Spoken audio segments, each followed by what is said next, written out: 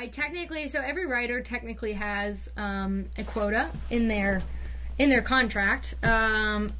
Typical, I think it's like 12 songs, right? 12 whole songs. 12 whole songs, which means if I could write 12 songs by myself and meet my quota.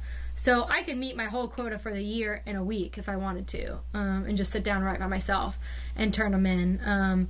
You know, I mean, they're not gonna take a 1-minute ditty, but they'll take, who's to say that a song is not a song and not a whole song. So, you know, so it's not really, it's less about that, and it's more about, you know, as your publisher, like your publisher wants you to be inspired and wants you to keep everything fresh and coming up with great ideas. So if I went to him and said, hey, I need to take off for a month and go find myself again and replenish the ideas, he'd say, all right, come back and look forward to seeing you when you get back with all those cool ideas you're coming up with. Yeah, so song-wise, it's less about that, because I don't know a songwriter in Nashville who has a publishing deal who has not met their quota tenfold, you know. Usually we write 5 times more than we need to.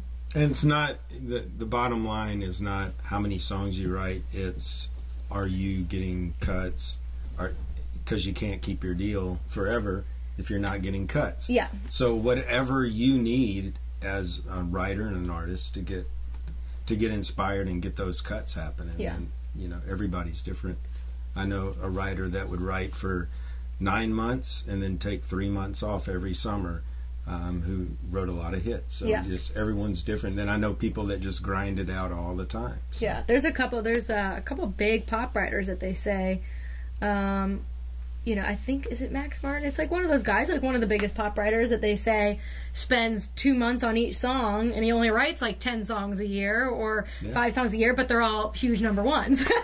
So, you know, there's no rhyme or reason for. Cool.